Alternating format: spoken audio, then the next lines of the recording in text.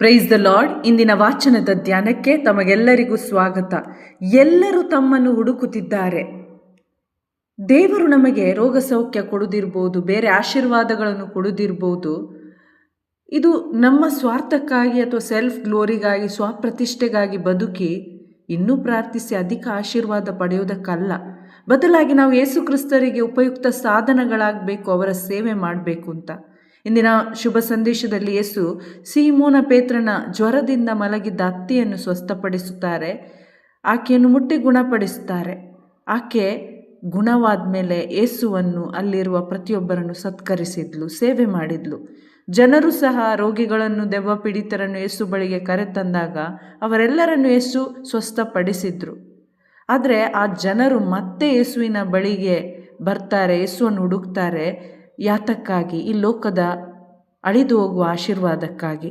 ಜನರು ತಮ್ಮನ್ನು ಹುಡುಕ್ತಾರೆಂದು ಶಿಷ್ಯರು ಹೇಳಿದಾಗ ಯೇಸು ಸ್ವಾಮಿ ಆ ಮಾತನ್ನು ಲಕ್ಷಿಸದೆ ಅವರ ಕಾರ್ಯವನ್ನು, ಶುಭ ಸಂದೇಶ ಕಾರ್ಯದಲ್ಲಿ ತೊಡಗುತ್ತಾರೆ. ನಾನು ಬೇರೆ ಊರುಗಳಿಗೆ ಹೋಗಬೇಕು, ಶುಭ ಸಂದೇಶ ಸಾರಬೇಕು. ಪ್ರಿಯರೇ, ಇಂದು ಅನೇಕರು ಯೇಸುವನ್ನು ಧ್ಯಾನಕೂಟಗಳಲ್ಲಿ, ಪ್ರಾರ್ಥನೆಗಳಲ್ಲಿ ಹುಡುಕುವುದು ಅಳಿದು ಹೋಗುವ ಆಹಾರಕ್ಕಾಗಿ.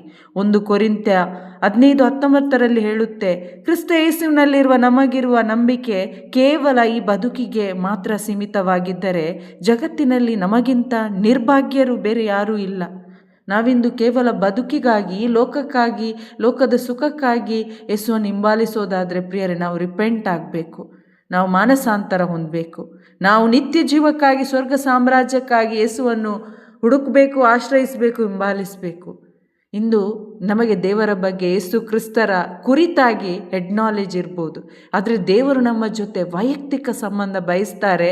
ನಮ್ಮ ಜೊತೆ ಮಾತಾಡಲು, ನಮಗೆ ತಮ್ಮ ಚಿತ್ತವನ್ನು ತಿಳಿಸಿ ಆ ಚಿತ್ತವನ್ನು ನೆರವೇರಿಸಲು ದೇವರು ಬಯಸ್ತಾರೆ.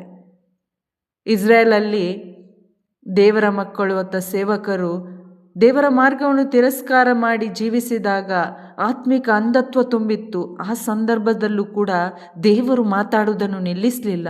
ಒಬ್ಬ ನಿಷ್ಠಾವಂತ ಬಾಲಕ ಸಮುವೇಲನ ಜೊತೆ ದೇವರು ಹೆಸರಿಡಿದು ಕರೆದು ಮಾತಾಡ್ತಾರೆ. ಸಮುವೇಲನಿಗೆ ದೇವರ ಸ್ವರ ಮೊದಲನೇದಾಗಿ ಸುಪರಿಚಿತವಾಗಿರಲಿಲ್ಲ. ನಂತರ ತನ್ನ ಗುರುವಾದ ಏಲಿಯ ಗೈಡೆನ್ಸ್ ಮುಖಾಂತರ ಆತ ದೇವರ ಸ್ವರವನ್ನು ಆಲಿಸ್ತಾನೆ ಮತ್ತು ದೇವರಿಗೆ ವಿಧೇಯನಾಗ್ತಾನೆ. ಪ್ರಿಯರೇ, ದೇವರು ತಮ್ಮ ಪುತ್ರ ಯೇಸು ಕ್ರಿಸ್ತರ ಶಿಲುಬೆಯ ರಕ್ತಧಾರೆಯ ಮುಖಾಂತರ ನಮ್ಮಲ್ಲಿ ಶಾಂತಿ, ಸಮಾಧಾನ ಮತ್ತು ನಮ್ಮನ್ನು ಅವರಲ್ಲಿ ಸಂಧಾನಗೊಳಿಸಿದ್ದಾರೆ.